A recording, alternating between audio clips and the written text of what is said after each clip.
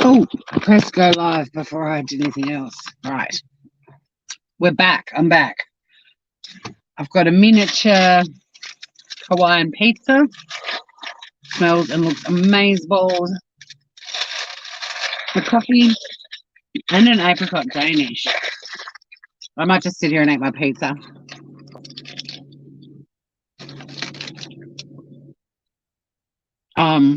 Welcome to my channel. My name's Tori and I'm shoving pizza in my face. How you doing?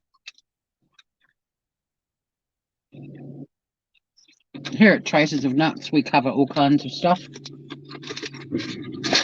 But right now, it's a back-to-front mukbang. You get to hear me eat without seeing it. Oh, this is good. I had a smoothie for breakfast. Wasn't quite enough. Hey, Ruth. Hey, Trixie. Pizza. All yours? Oh, no, it's all mine. Look at it.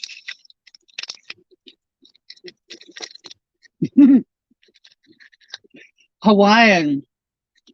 Hi, Planet Sunshine. It's Hawaiian. But I love it that they do the ham, like little, can you see it's like little shredded bits of ham? It's not like chunky bits. Yeah, Superbowl. I wasn't going to do the eulogy blues part 2 because Melmo came out with a great solution. Then I just spoke to Caroline's brother, Tom. Caroline, when I say Caroline and or Birdie, they're interchangeable. It's the same person. It's really good. It's so good, Trixie Tension. Sorry that I'm talking with my mouth. I'll probably choke.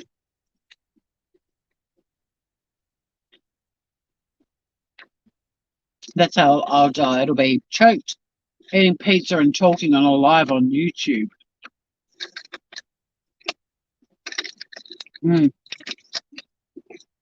It's popping hot too. It's great and it's crunchy.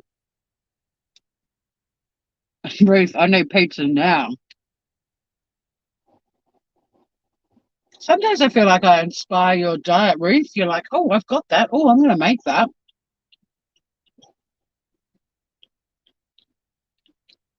We'll go live this afternoon while I make the egg and bacon pie.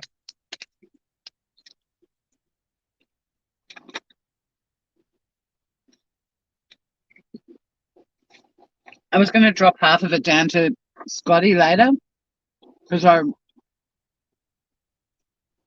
just want to know that he's eaten food before Bertie's funeral. But I'll take half of it down to Scotty. I might take some slices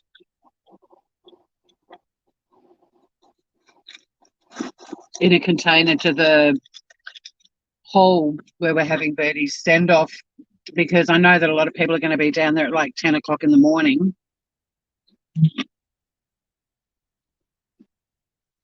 My sister-in-law just messaged me, the one that lives in Singapore, to say that their dog, they shipped their dog Maisie to Singapore, $4,000 it cost. She's a Labrador. She met her first monkey this morning, according to the little bit of the bubble I could see.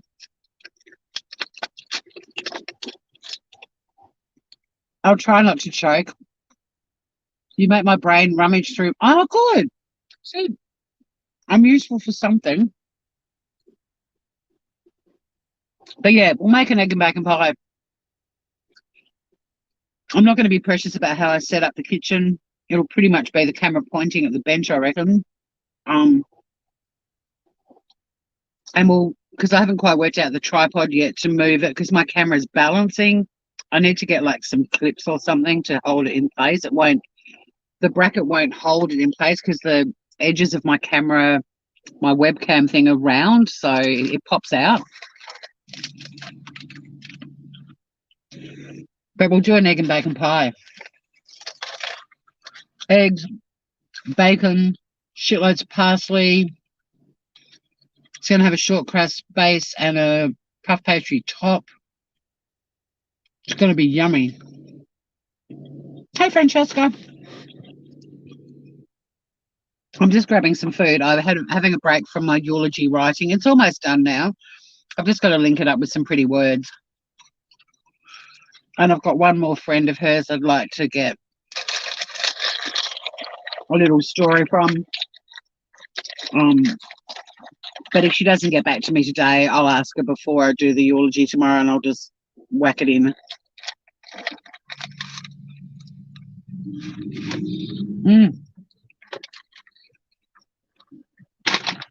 Yum, this pizza's got these lumpy cheesy bits in the middle of it that I've just come to. Oh my God. Hello. All my food is, thank you, Francesca. Some of it's not.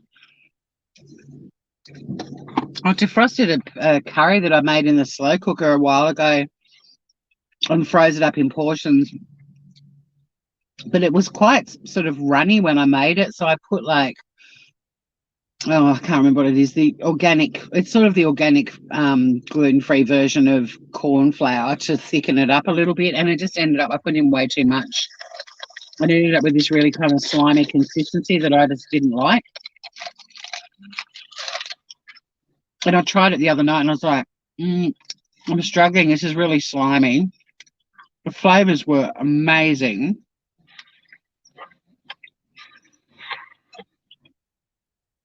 But texturally it was shit. And I kept adding coconut milk and all sorts of things to try and lots of new veggies and just to try and make it better. But it still had this sort of slimy vibe to it. So I went through the freezer and found all the other containers with it in it. And I said to Scott yesterday, I've got this curry. The flavours are incredible, but the texture is slime. How do you handle slime? And he's like, not really. I said, cool. So I defrosted it all and put it in the compost.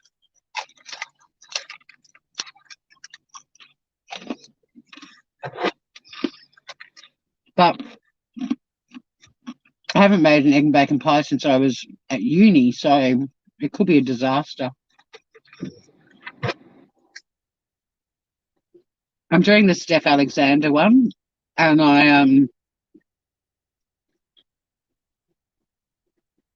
she's my go-to for home cooking. That sort of stuff. If you want to do the traditional kind of stuff, I go straight to Steph Alexander. But yeah, I'm cheating. I was going to make short crust pastry using teff flour, and I'm like, nah. I want this to be a good pie that Scotty and I can eat for the next few days. But yeah, I might just split the pie for Scotty and I, so we've got food for the next few days, and then I might go and get a heap of muffins and things from the bakery in the morning and take it down so that there's some food down at the hall while we're all finished doing the flowers and everything. I had 9 of you, now I've got 3. I should start bitching about the Super Bowl.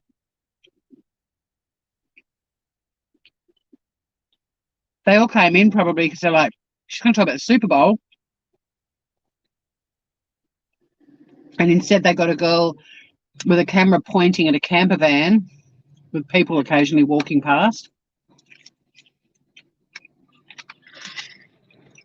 shoving pizza in her face, and they're probably like, you fucking liar.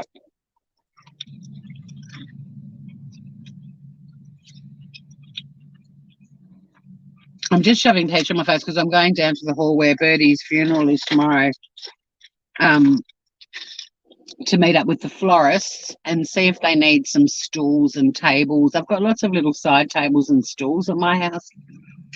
Well, when I say lots, I've got 4 side tables and I've got 4 stools. Super Bowl, super salad, super pizza. Exactly. Clickbait scammer, you know it. I show it.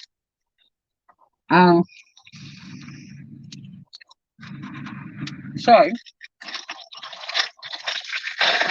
that was amazeballs.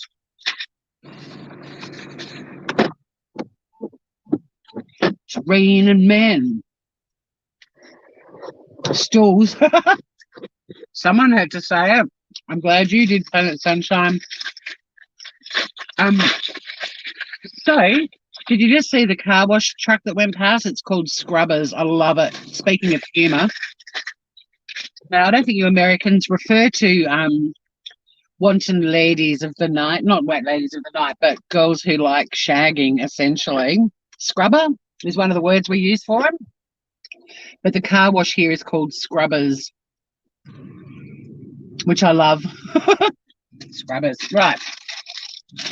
I'm going to have one bite of the Danish, and then we're going to hit the road and go down to the hall.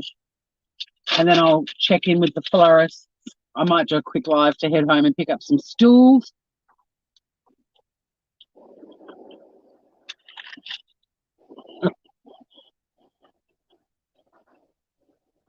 Actually, I'm having more than one. I'm going to eat the whole Danish. Oh my God, this is amazing. Check this out. It's an apricot Danish. Look at that, Groovers. Custard, bit of jelly, an apricot, really beautiful chew pastry. Oh my God, it's delicious.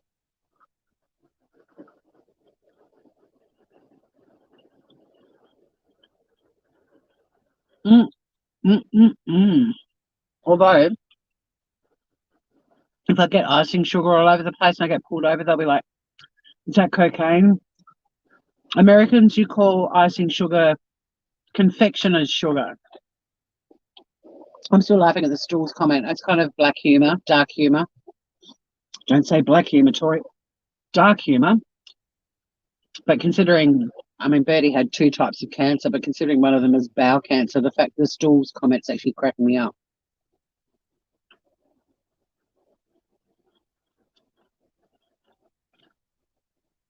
You know, dear little Scrubbers went, oh, well, I know. It does imply cleaning, but it's a good word, scrubber. So I've shown you Scrubbers car wash, legs and breasts, which is where we have our chicken, like a chicken takeaway, where you can get like chicken meals with mashed potato, peas, gravy. You can get chicken and chips.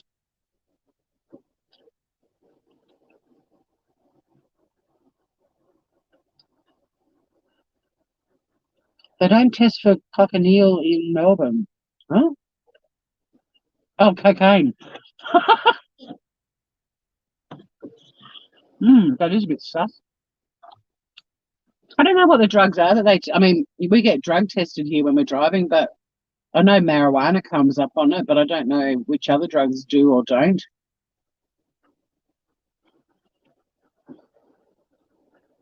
Unless you're showing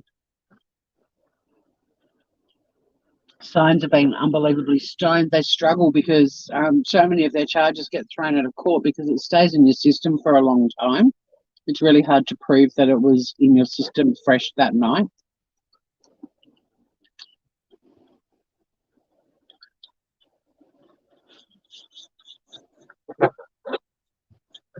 I reckon those lads are off to KFC. Oh, don't go too, Harry High Pants.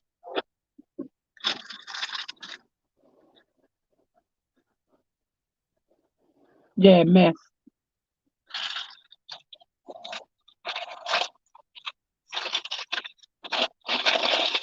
Oh, he's pulled his t-shirt down, which is good. We don't want to Harry High Pants wearing KFC, everybody. So, let's head down to Carlton River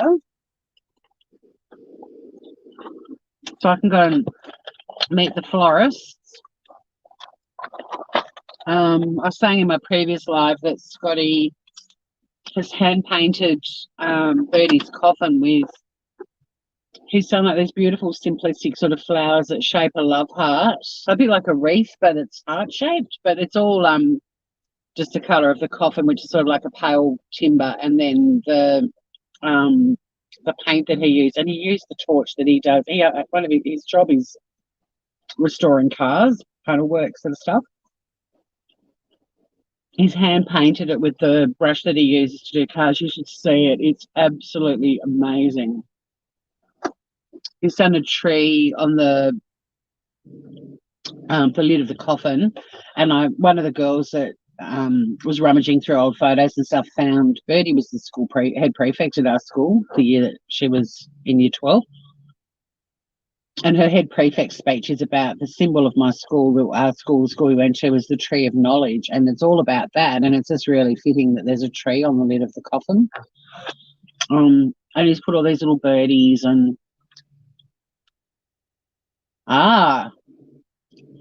that's where Scrubbers. Did you just Google that, Planet Sunshine?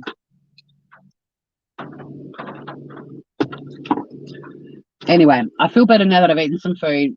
I don't have the eulogy blues. I covered that in the earlier one. Mel came up with a great idea. Mel said, cut it down to your 5 minutes, but do the long version and give it to some people. So that's what I'll do if that's how it ends out. I mean, it's going to be very sweet. I'm happy with what I've got. I just want that one little story from Shelley and we're done. But let's talk about Super Bowl. Just to show I'm not a clickbaiter. What the fuck? Oh, it's beautiful, Ruth. I've never seen anyone personalize a coffin. I've seen coffins that are like in team colours, you know, like there's someone's favourite footy team or whatever. But I've never seen one that's actually been hand painted. And so if you can imagine like a pale pine sort of colour, and then he's used the spray brush that he uses on cars that's black, but he's done it like in a mist sort of thing. So there's at the end of each end of the coffin, there's clouds with just the outline of birds flying away. It's so beautiful. And then along the edges are these love heart wreaths, which each with individual flowers. It's so pretty, so pretty. But yeah, super spreader. Guess what part of America is going to be ground zero after the Super Bowl? Florida. Guess where the Super Bowl is? Florida. 25,000 people are going to be watching in the stadium. I've got to crank up my podcast again, guys. I think Mem dying and then Bertie dying January. I was like, just don't even think about your podcast.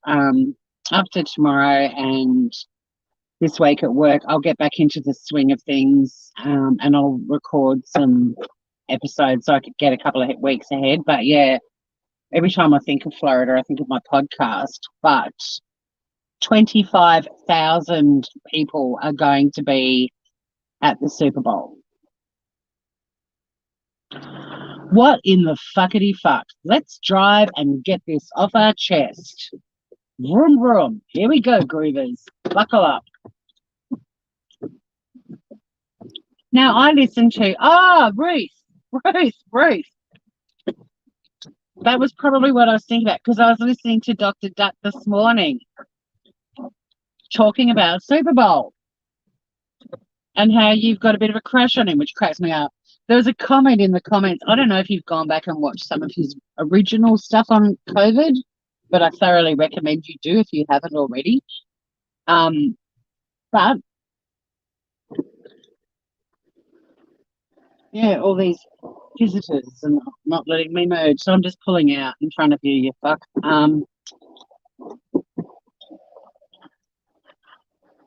Yeah, the UK variant, Florida.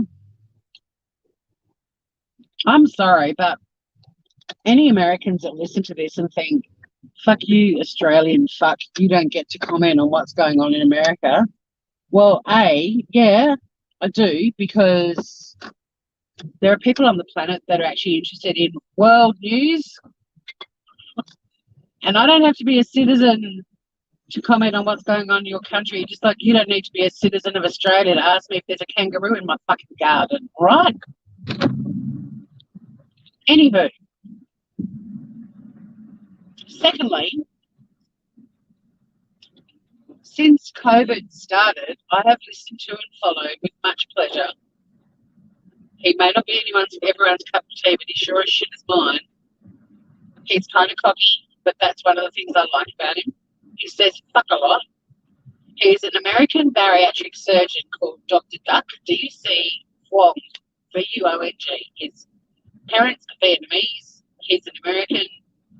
He's a bariatric surgeon. And the reason he got into following the whole COVID thing is because obesity was earmarked very early on in the piece as being one of the high risk categories for dying from COVID.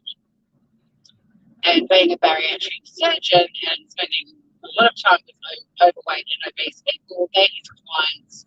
So he started following it, and he basically does all the research and homework for people like me who are interested in hearing what's going on around the world. He is a bit American-centric, but he does mention other countries, but that's okay because I'm fascinated at what's happening in America. But I have asked him a couple of times in his lives, when he goes live, it's like, you know, do a show on other countries' examples. And he's like, I really want to, but shit just keeps happening in America and I can't stop talking about it. So he was pretty fucking pissed off about Super Bowl. What I'll do is, with my live, I'm going to take a bit of a long way so I can read a bit of chat and we can chat about it. I'm kind of going to go, a long way around to get to where I need to be. But also I'll get off this highway because I know that the tyres and everything, it makes for a noisy live. Oh, I don't know if I'm going to get in front of this little go in time. Floor it, Tori, floor it. Go, go, go, go, go. Oh, look at that. Suzuki, 12-year-old Suzuki Swift flying past that car. I mean, if it had been a racing car, that would have been impressive, I guess, but hey. So anyway, I've been following him from the start because he was warning people at the start and not in an alarmist way, just doing diagrams and saying, this is how quickly this thing's going to fucking spread. And he's been accurate with everything he's predicted.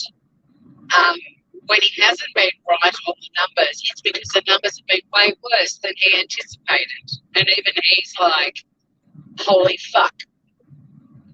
But the reason I brought up, if you've been following him from the start, or if you go back and watch his early, there's a lot of videos on his channel about obesity, bariatric surgery, all that sort of stuff pre-COVID.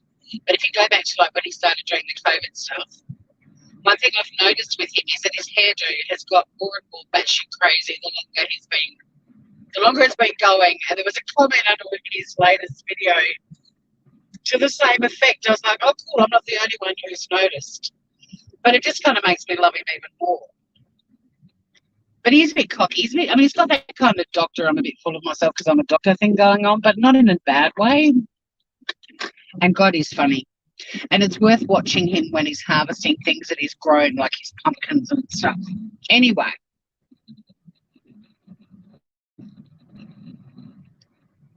I just wish that more Americans were his call Francesca. Yeah, I've been a bit fangirling over him for a while, and as you would know, anyone who's been following my channel, I do. If we get onto COVID, I always have a reference to his latest video because it's always really topical. But anyway, he was losing his shit today about the Super Bowl, and I thought about actually doing a reaction video to him, but I don't know him well enough that he won't strike me. I don't think he will. I kind of helped him learn how to use StreamYard, and he picked that up pretty quickly. But I was one of his people in chat who were like, "Get on StreamYard, go live. You're hilarious." Anyway, I was going to do a reaction video because I think to hear it from an American talking about how fucked up this idea is, but I get the impression that there are people in America that would watch someone like him and go, fuck, okay, he's not being alarmist, he's just giving us the facts.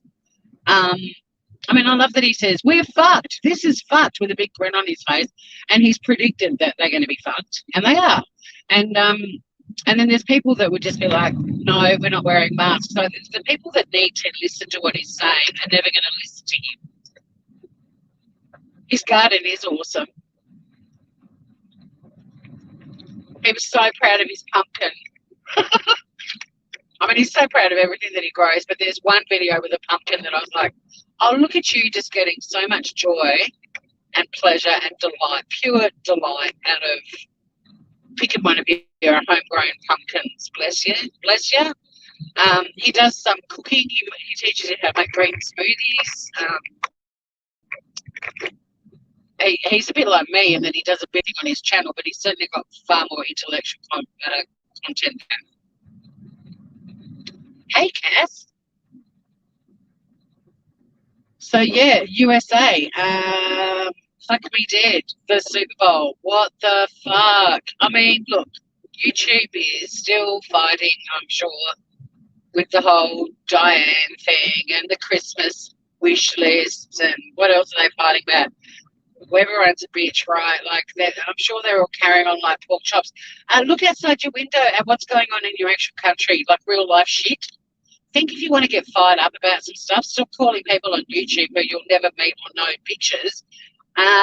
Get vocal about what's going on in your fucking country, because you actually might get the point across to some people who really need to hear it.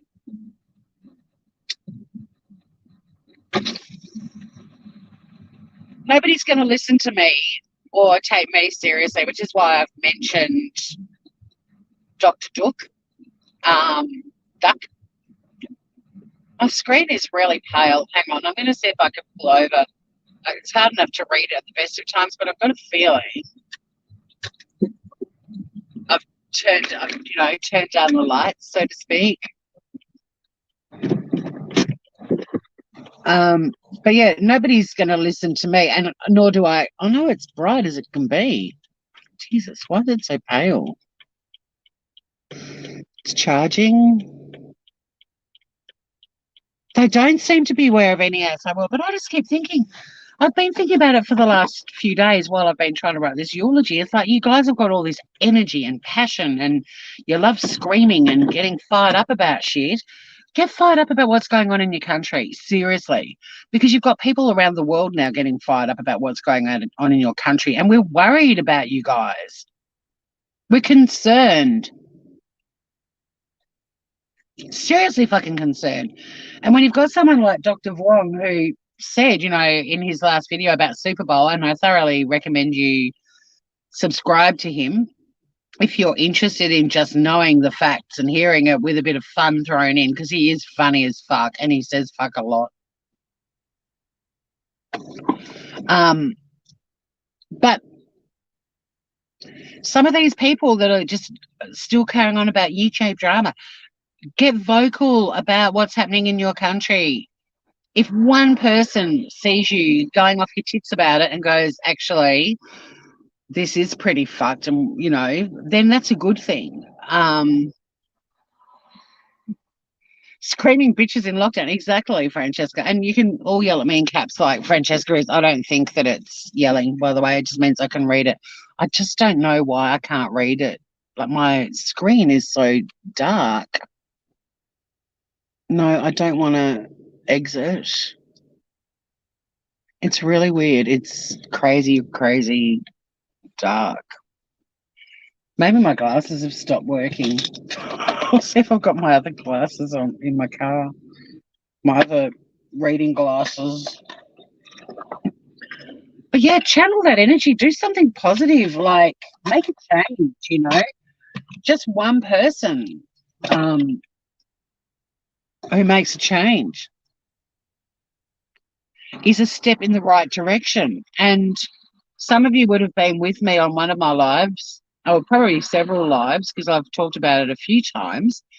But at the end, bizarrely, it was Diane's channel. But at the end of last year, when Nikki Lee's husband died of COVID, Diane was live going, we've got to take this seriously. Everyone's got to start washing their hands and wearing masks. And I was like, what the fuck? It's December. This was declared a global pandemic in March. You guys already were getting battered by it before then. What do you mean you better start taking it seriously? It's fucking December. It's nearly a year later. What the fuck? I was horrified to hear that. And everyone in chat was going, yeah, we do. And I'm like, what the? Why are you only just realizing this shit now? And now to hear that Super Bowl is going to have 25,000 people at it, the UK strain is there, and it's pretty fucking contagious. Apparently, it's not as contagious, though, as first thought. I'm pretty sure he said it's not 70 times more contagious. It's more like 30 or 40, but that's still fucking more contagious than the other version of it. Hello, Dennis. I'm venting about Super Bowl because, you know, that's what a Tasmanian should do. I cannot, every day I listen to a podcast in the morning and then I put Dr. Duck on if he's done something overnight because I like to know what's going on. And I don't have time to do all the research and get all the figures and everything, and he does all of that for me. Bless. But every day I usually listen to him in the shower. Don't worry, it's nothing kinky. But I'm always, my jaw is just like hanging down on my boobs. It's resting on my boobs in shock. Your freedoms. Yeah, I know, Cass. Exactly. Wear it for other people. My freedoms. Yeah, Ruth's been battering down the hatches. Francesca's been and this is the thing, you know, like my group on Facebook, which is quite heavily American, like it's about 64% of my members of 16,000 members for two groups are Americans. And some of them have been saying, Jesus, you know, what's going on in Australia? You guys are being so strict. It's ridiculous. And it's like, yeah, but it's paid off. So like we had one case the other day in Western Australia. They got information from the dude everywhere he'd been. So there was this thing going out saying, if anyone's been in these places on these dates, these times, you need to get tested. The whole bloody place, not all of the state, but anywhere where he'd been pretty much was in Greater Perth, let's put it that way, went into lockdown. I can't remember if it was 3 or 5 days. Brisbane recently had a lockdown as well. And people from other countries are going, God, Australia, you locked down a whole city or a state over one case? And it's like, yeah, we do. Because community transmission is how this thing spreads. And if you lock it all down and people get tested, you can actually make it disappear. Like the island that I live on is COVID-free. Our borders are open now. We have got people coming in and out, but they're pretty strict. When you come in, all the tests and everything that have to be done. And if you've got a high temperature in an airport on the mainland, you're not going to be allowed to get on the plane to come here. But, don't get me wrong, Francesca, I know Australians are selfish too. And I've said from the start with COVID, even in Australia, like, the shittiest thing about COVID is that we all have to rely on other people to be reasonable, and people just aren't.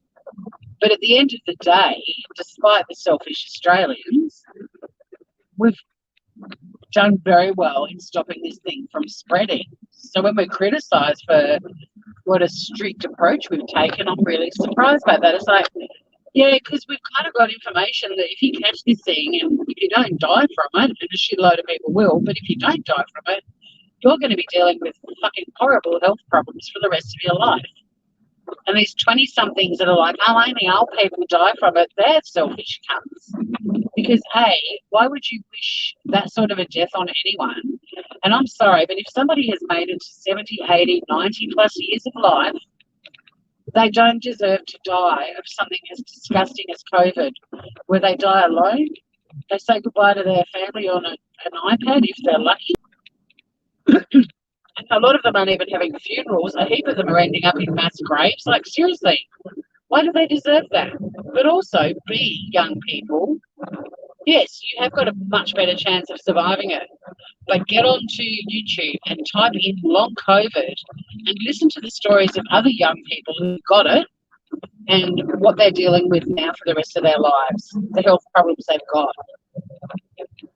I can't remember the name of the video, but there's one where there's 3 doctors and they're all young. And you think about the whole concept of becoming a doctor, the cost of it, the amount of study they have to do. like a lot is invested in our doctors. Our doctors are very precious people in our community. None of them, these three doctors, are going to be able to work as doctors ever again, and they're all like late 20s, early 30s. So sorry, young people who think, oh, well, it's only something that's going to kill old people. Trust me, surviving it is not a guarantee that you're going to have the life you had before you got COVID. In fact, it's more likely than not your life is going to be fucked because you got COVID.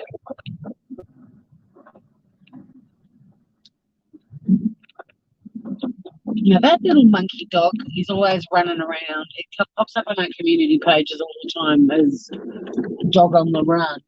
It's friendly as fuck. We've also got some geese on the run at the moment. Friendly as fuck too, apparently. And a cat.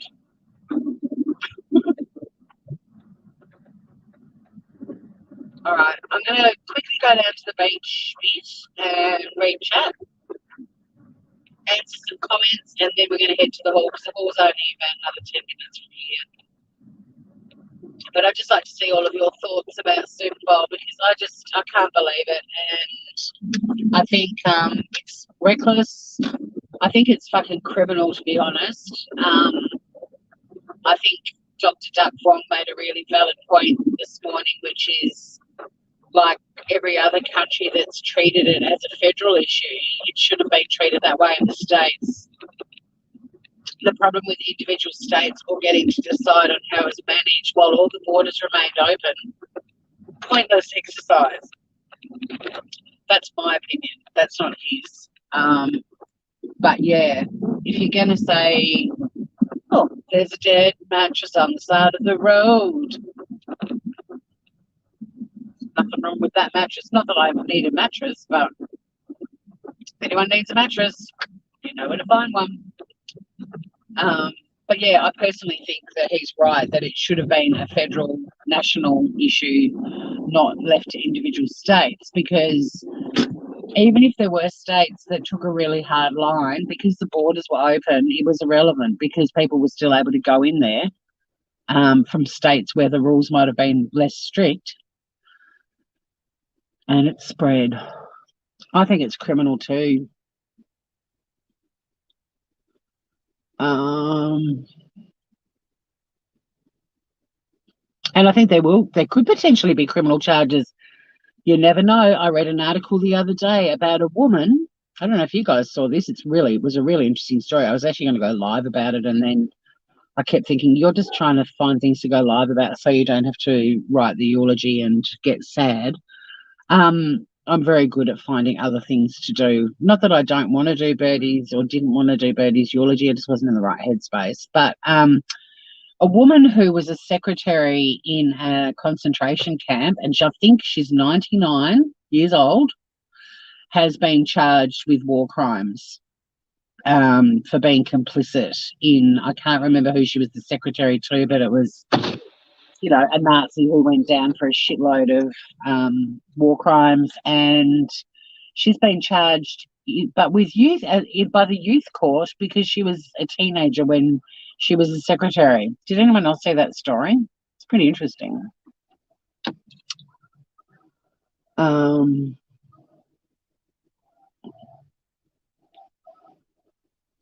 Yeah, stay safe, everyone in the US.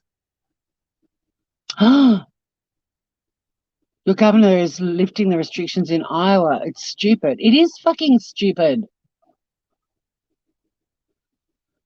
I know you're Aussie, Francesca. Maybe you're telling somebody else. Exactly, Cass. And, you know, isn't technology incredible? Like, aren't we lucky that we have all been able to stay connected by Zooming and calling? I love that my phone rings more than it used to. I love that people have stopped just liking stuff on Facebook and thinking that that's how you maintain friendships, because, by the way, it's not. You know, but how lucky are we to have this technology? They didn't have this technology with the Spanish flu. And people can get groceries home delivered, like all these things. Yeah, people complaining about their holidays. I know, and people, you know, a lot of people complaining. I mean, look, I was pretty harsh I think you guys might remember I wrote a poem and I did it on here, and I got really heavily criticised by a lot of people saying everyone's allowed to be disappointed. And yeah, everyone is allowed to be disappointed. But the thing is, everyone is disappointed. But I still think perspective. Oh, boo-hoo, I was going to be in Surfers Paradise this week for so-and-so's 40th birthday, compared to, hello, I'm a 5-year-old Italian and 4 generations of my family have been wiped out by COVID and I'm the only one left.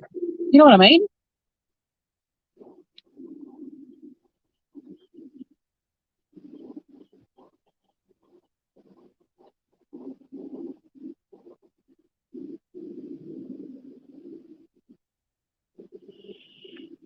That's sorry. Hey, Kylie. That's sorry. I'm sorry, Cass and Ruth. And that's the other thing, so many people have lost somebody, either to COVID or some other reason that they haven't been able to farewell. I've been to 3 virtual funerals in the last 12 months. I mean, I'm actually really grateful. We're all very grateful that tomorrow 75 of us can be in a hall together to farewell Birdie, and then 200 of us can be at a pub for the wake.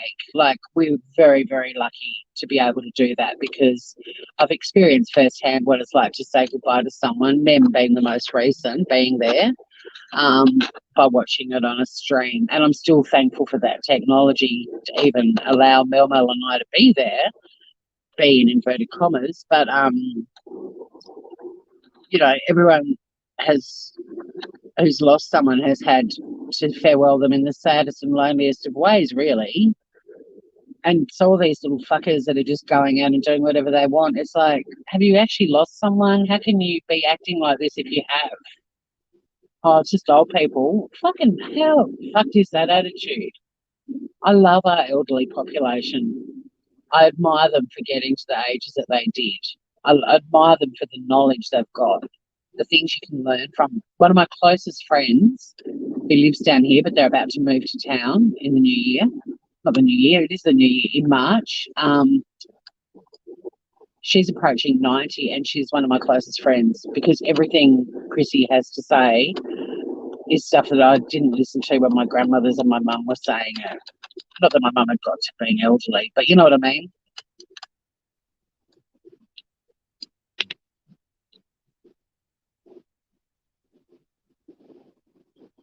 And it blows me away, Ruth. And that's where, some of you with your stories, like with you not having left your home since March and all of that sort of stuff. I mean, it's unbelievable. But I'm really grateful that there's a platform like YouTube that gives you access to the rest of the world. I know that doctor in Wuhan, the whistleblowing doctor.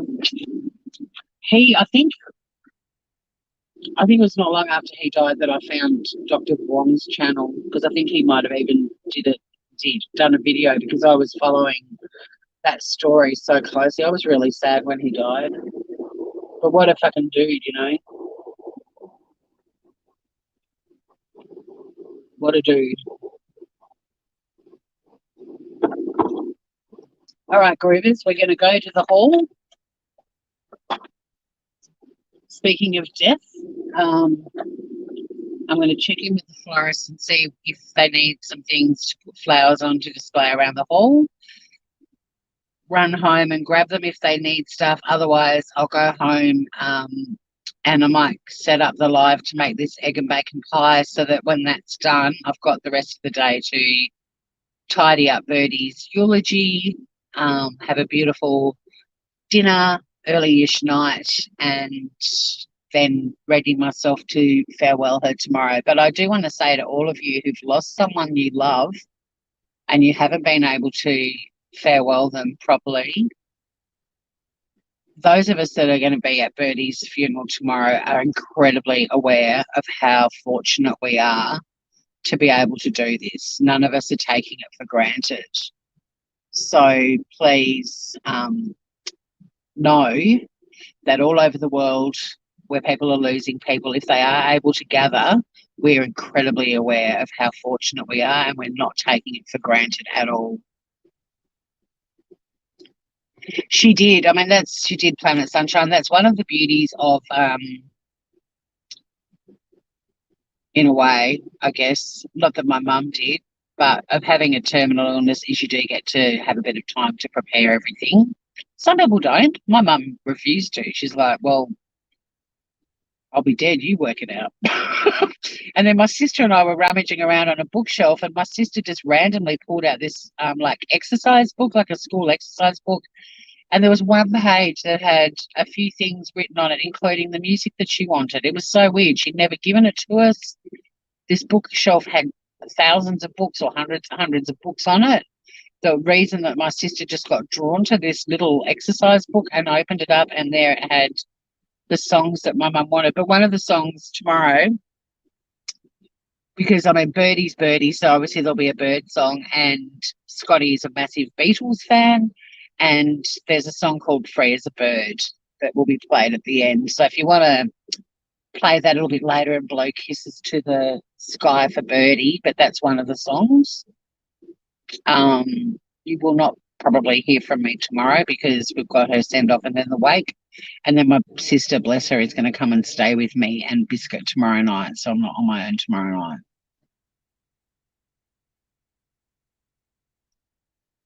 Oh, how cool. A gold pan. That's so cool. That is so cool. So we're going to go for a little drive down to the hall where Birdie's farewell is. I've never actually been in the hall before, so I'm curious to see. It'd be good for me just to see it anyway, so I've got a bit of an idea of how I've got to project and stuff, because I don't think there'll be a microphone or anything. I think there's 75 people. Oh no, there will have to be a microphone because they're going to be playing music. Well, there'll at least be a system, but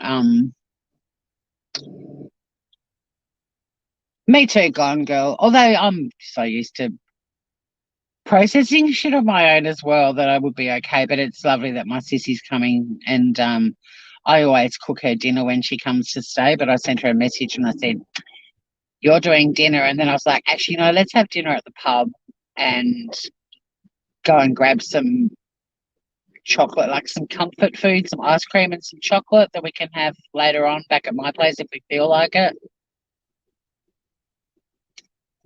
She really just wants to come and see Biscuit anyway. So we'll go to this hall. Might be busy for the next hour or so doing some floral stuff, but if I'm not, I'll go live and we can talk about things when I make my egg and bacon pie.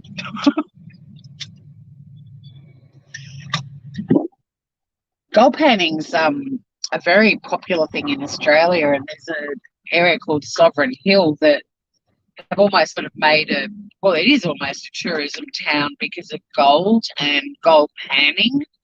And I loved going to Sovereign Hill and panning, and I mean, we all got little tiny flecks of gold, but then they put it in these little. That guy was eyeing off that mattress, but I don't think he's going to be able to get on the back of his bike very easily. Yeah, they had like these little test tubes with lids that they'd put water and your little bits of gold that you found in it. And I thought that was magical.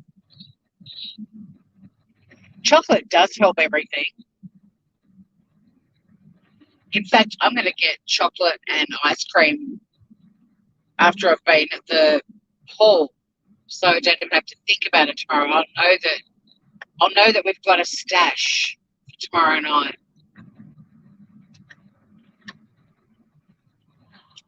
And if we're not at the pub till when they start doing dinner, we'll have egg and bacon pie.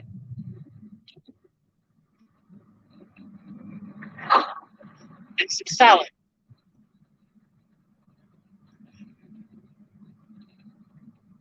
Oh, Lovable Rogue, you've changed your name to Old Oak. Oh, cool. Inspired by me with the different trees. Which nut am I today? I love that you bestow a different nut upon me. But I think the takeaway from today's second live, the first live, Mel helped me sort out my eulogy blues. But the takeout is, America, why the fuck are you letting 25,000 people go to the Super Bowl in a state that's already been reamed senseless by COVID-19 and now has the UK strain there. What the fuck are you doing? Secondly, American YouTubers, especially you, the drama and true crime communities, how about you guys stop going live and screaming at the top of your lungs at each other and calling each other bitches and go live and scream about how fucked things are in your country? Because even if one person stops being a fuckwit, it's better than where we are right now.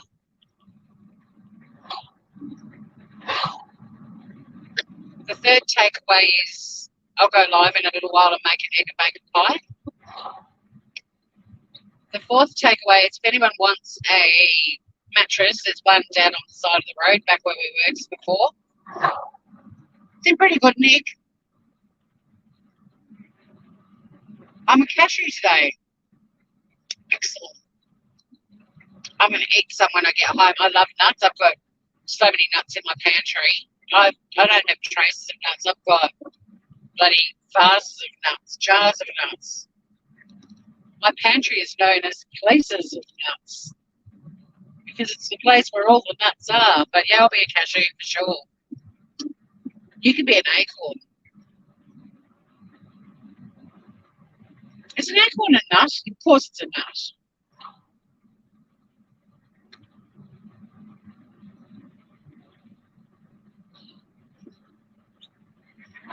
I'll have to remember that that's you though, because I did love Lovable Rogue as well, and Lovable Rogue too, as names. But Old Oak, the nuts were spreading. Okay, so the hall's up here somewhere because this is where the Salvation Army is. So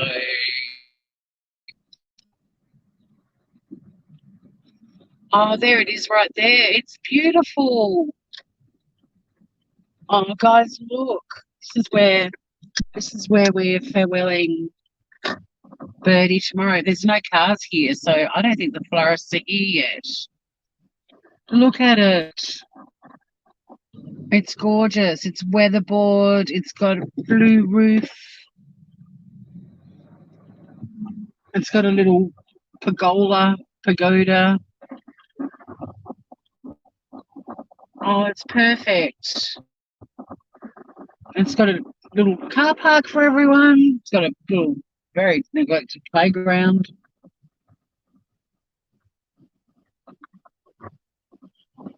Oh, I'm really stoked. It's perfect. It's perfect. It's so birdie. And also there's a beautiful view. Not of a dumpster. But I reckon it'll have a really lovely view of bush and gardens and then the water beyond. The screen's frozen. Oh, shit. Hang on.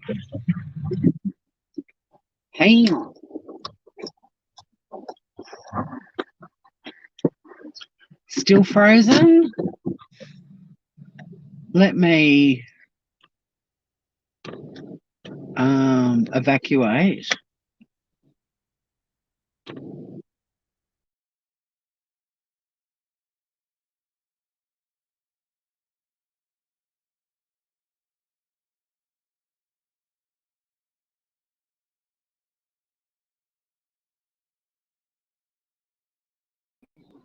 Okay, I'm back.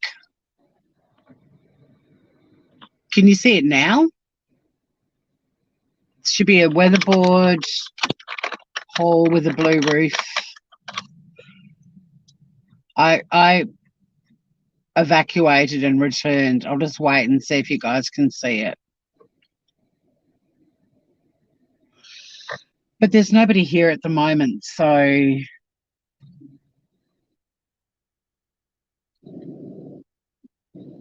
you can see now. Yeah. Isn't it beautiful? It's really pretty. It's perfect for her. her mum was so excited. She said, yeah, it's perfect for Birdie, and I'll just swing around a little bit. But you can't really see it from here. But when I was up on the road, you can actually see the water, so that there'll be a beautiful view from the other side of their garden, which looks pretty gorgeous, and bushland, and then the water in the background. So yeah, I'll just do a little wheelie in the car park. I won't. I'm not going to do a wheelie in the car park, but it's perfect. It's absolutely perfect. And we'll fill it with flowers.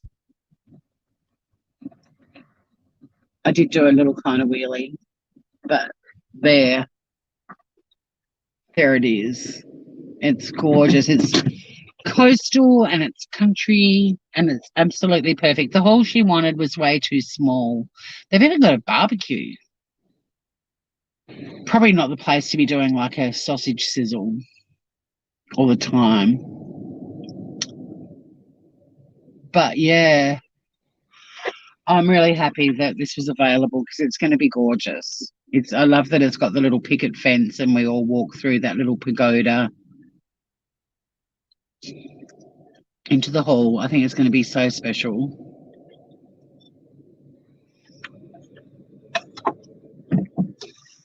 I just don't know where the florists are. I'm like an hour and 15, 20 minutes later than they were meant to be here. So that's the only downer.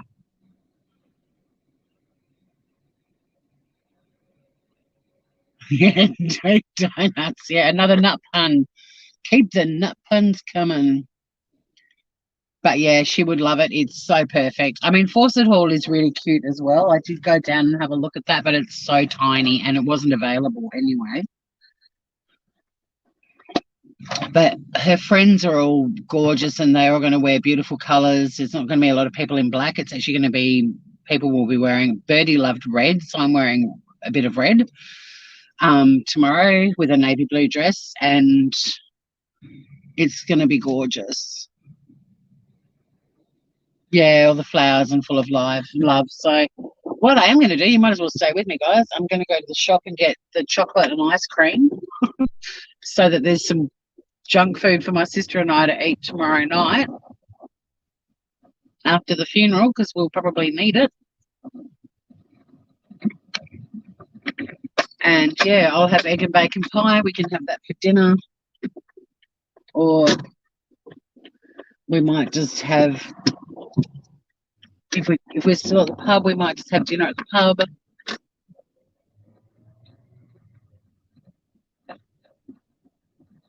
And this time tomorrow is when we'll be there. The funeral's at 1 o'clock and it's 20 past 1. So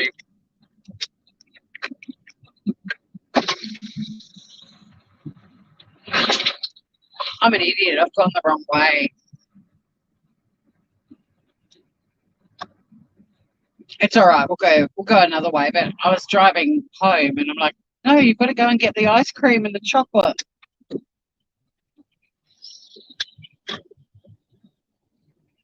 There's a lady in here who sells heaps of plants and succulents for like $2. Normally, like, we just all propagate succulents from each other's gardens, but she's got like really unusual ones. And if you bought the ones that she's got for like $2 in a nursery, you'd probably be paying 18 or 20 for them.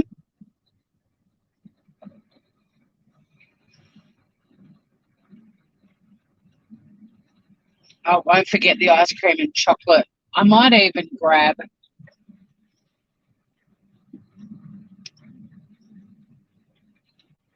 just thinking I could grab something for us to have for dinner as well.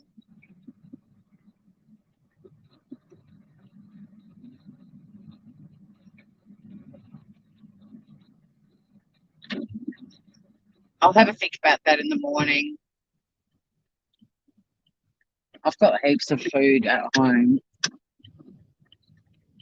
I'll be able to whip something up. Plus, all the ladies, like Jill, Birdie's mum, and all of her friends are making lots of chicken sandwiches. funeral fare and a few other things. So, and then there's also catering at the pub. So we'll probably have more than enough food. I don't really have much of an appetite at the moment anyway, although I did enjoy that pizza and Danish just before.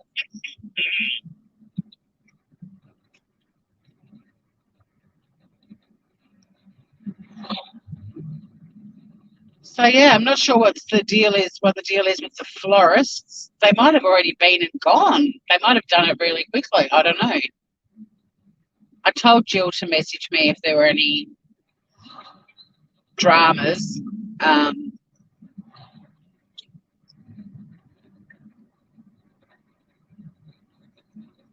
Worst case scenario, I guess we're all going to be there early tomorrow. We'll be able to do it then, and if I need to, I can run home and get some extra bits and pieces. The service isn't until 1, so we're going to have plenty of time in the morning as well.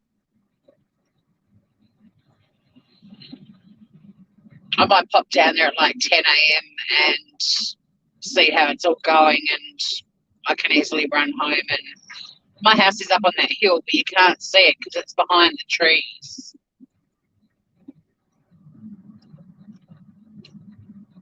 But if you could see a navy blue house up on the hill with white window frames, and then right next to it is a grey brick shed. That's the grey brick shed you can see from my deck. So my house is just tucked in behind the trees.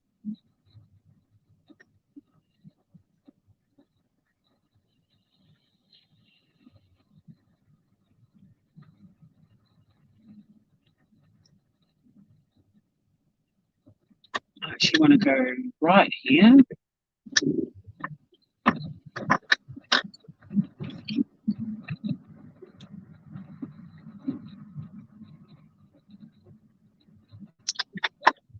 Thanks for hanging out with me, guys. I think we've covered a fair bit.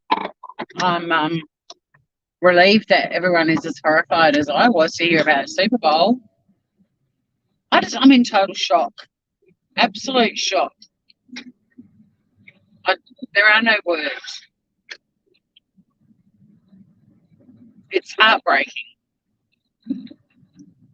So many of my friends in the States are just constantly almost waiting for someone they love to get it, if they haven't already got someone in their lives who's got it or died from it. I could have shown you my house from there, but I didn't.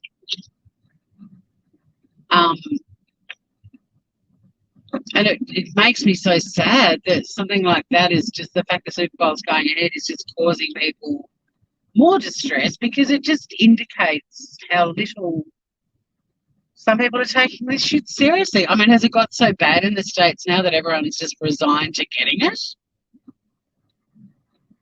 When was I? I was on the beach 2 weeks ago, and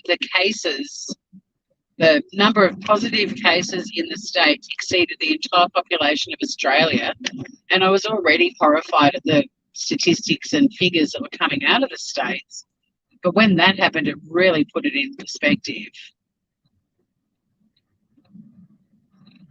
But we all love you guys very much, and we're very worried for all of you. But, you know, we don't have any cases in Tassie, and the other day my sister and I watched a concert online.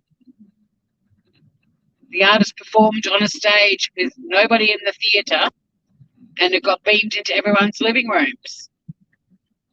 And we had a great time. It was a lot of fun. We didn't have to line up to go to the bar.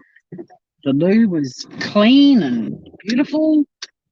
There were snacks. It was great. And that's how we're handling it, in a place where there's no cases. I mean, there have been some concerts, and, you know, there'll be a funeral tomorrow and stuff where people gather. But, yeah, I can't help but think that you guys must feel like they don't give a shit and they're not taking it seriously. And why is it happening? Why is it going ahead? Money. Fucking money. Your lives are not as important as money, guys. I really feel for you.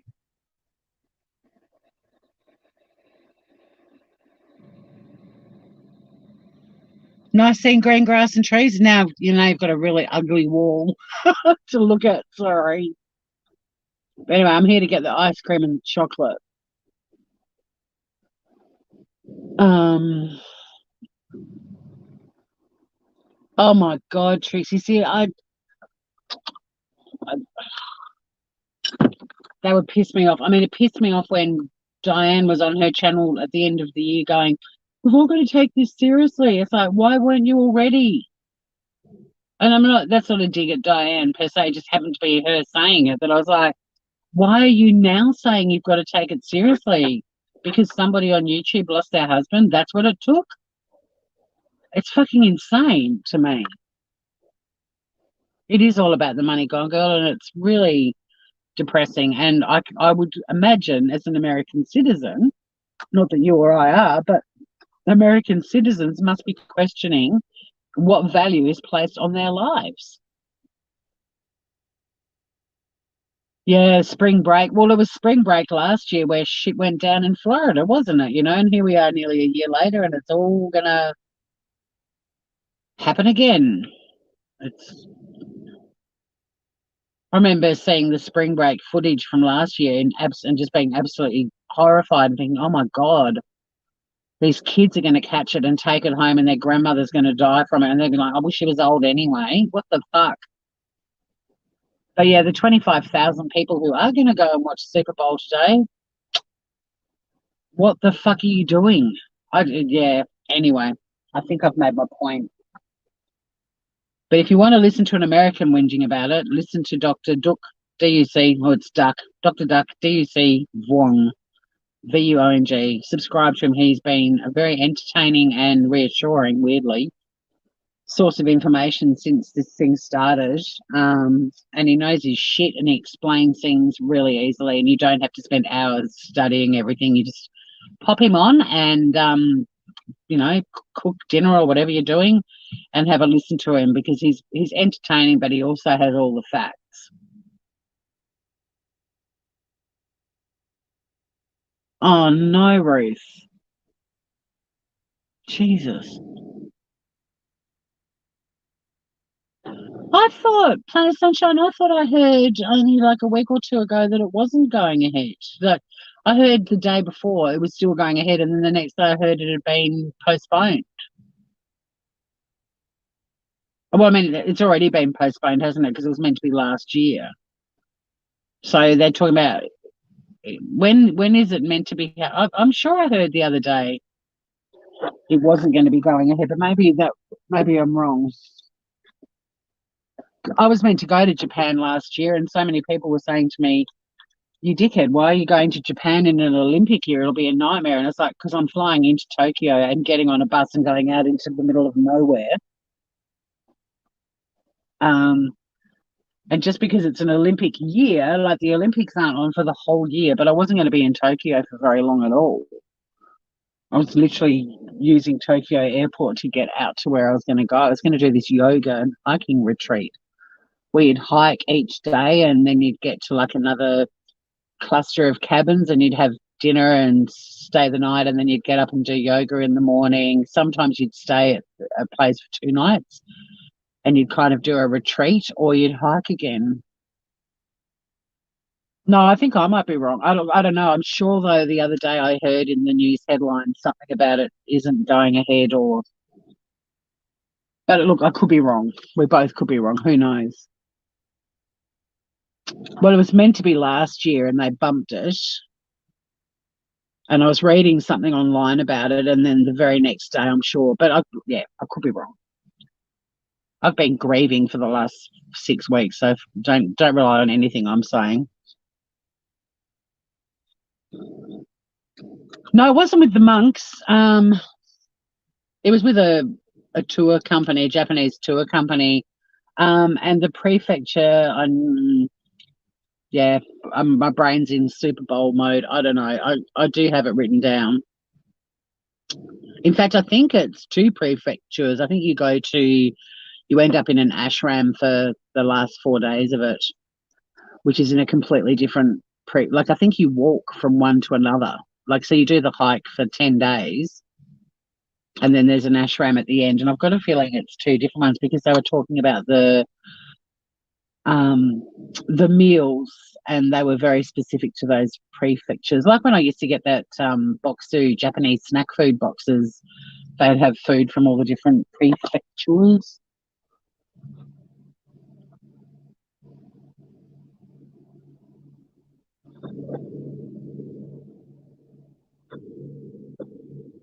Yeah, well, yeah, it hasn't been awful. I mean, it's been challenging, but I had some great times too. My birthday was wonderful. Mem's farewell was very sad, but it was beautiful to be able to watch that. My brother and sister-in-law and my niece moving to Singapore was exciting. And they're sending us lots of videos, and so that's been really lovely. I went to my nephew's assembly where he was made a school leader last week. So yeah, I mean, I could say January's been fucked, but it hasn't. It's been a bit of every. It's been January was basically a month of living. Everything that happens in life happened in January, except for a birth. Although a few of my friends got new pets. Pub grub, get a pub meal.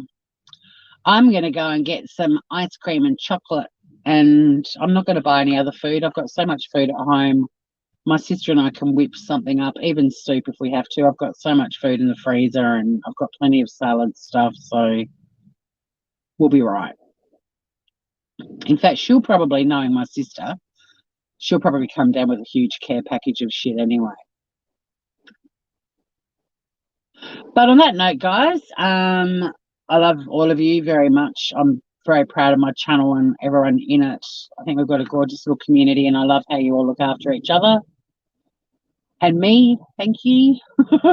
And yeah, I don't really know what else to say about the Super Bowl. I just think it's fucking insane. And any Americans who think I'm out of line even commenting, I've already clarified that no, I can comment. I'm interested in world news, and I think it's pretty bad world news, to be honest.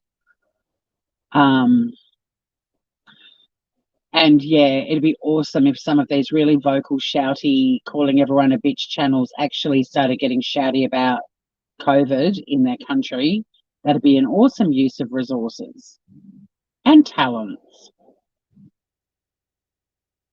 Some of you are very eloquent and well spoken and have things to say. Say something important. Let all this drama shit go. Everything sorts itself out in the end, whatever the outcome.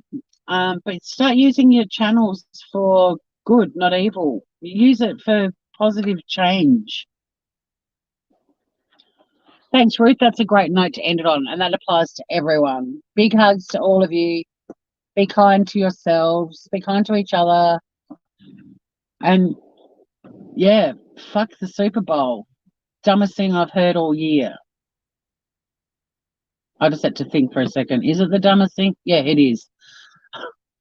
Bye, nutters. Bye, groovers. Love you guys.